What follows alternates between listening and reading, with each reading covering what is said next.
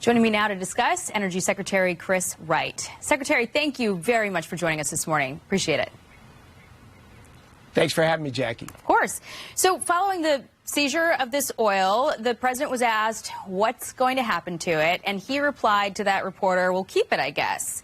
So how much oil was on board, and what can the U.S. do with it? So I don't know. There's probably one of the Supermax tankers. At maximum, it's 2 million barrels. The world consumes over 100 million barrels a day. So it's not a massive volume of oil. Oil requires a continual stream. But I think President Trump saw this is an illegal ship flying a false flag, carrying oil from Venezuela that's sanctioned. It had previously carried oil from Iran, which is also a sanctioned nation. This is just enforcing the law. And you have to, if for sanctions that bite, for them to have an impact on behavior, you have to enforce them. There's been that point made about how this was a sanctioned vessel and, what happened isn't that unusual. But in the context of this bigger pressure campaign on Venezuela, there is the question about whether it is in fact about drugs or if it's about the oil, because you have skeptics pointing out that Venezuela has the world's largest oil reserves, but the majority of drugs coming into the U.S. are not coming from Venezuela directly. What do you say to those people? Well, the majority aren't, but 100,000 deaths per year in the United States from fentanyl and other drugs is a horrible crisis. I'm thrilled that the president is focused on saving American lives. His broader agenda is prosperity at home and peace abroad. Venezuela has been undermining both of those. And oil is what helps fund a drug-running cartel that is the Venezuelan government.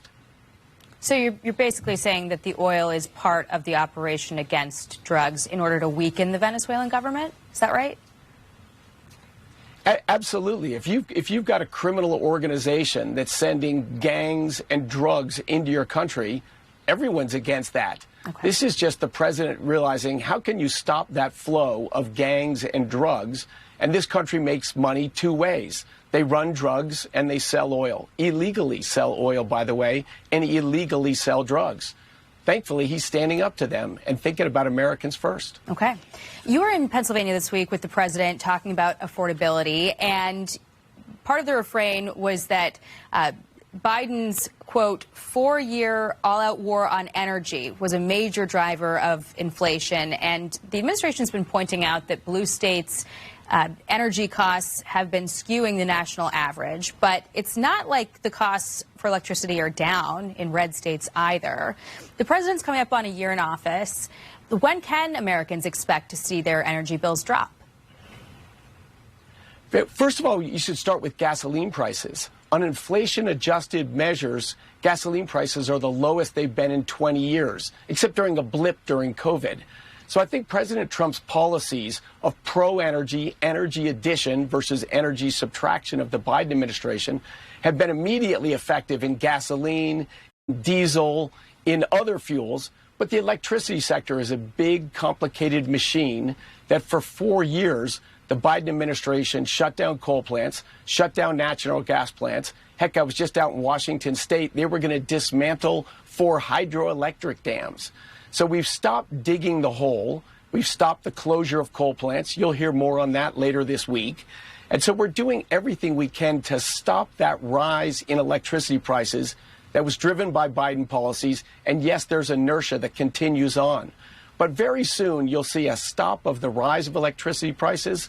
And with the continuation of Trump policies of energy addition, you will see declines in electricity prices later this term. And very quickly, because we're almost out of time, you had said this week that Ukraine's strikes on Russia's refining infrastructure is part of the reason why diesel costs are spiking, but they have been up since the EU tightened sanctions back in the fall.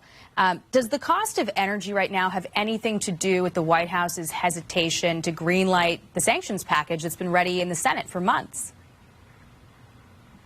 No, I think the president is trying hard to figure out what's the most effective way to stop the simply brutal killing that's been going on in Ukraine. Okay. He is constantly bouncing ideas, trying to learn and get at that. But Russia's unique in that they export crude oil which is converted into jet fuel, gasoline, and diesel, but they also directly export an excess amount of diesel out of their refineries. So that slowing of those diesel exports has pushed upward prices on diesel globally, not just in the United States. Okay, we'll continue to keep an eye on that. Energy Secretary Chris Wright, thank you very much. Appreciate your time this morning. Thank you, Jackie. Thanks.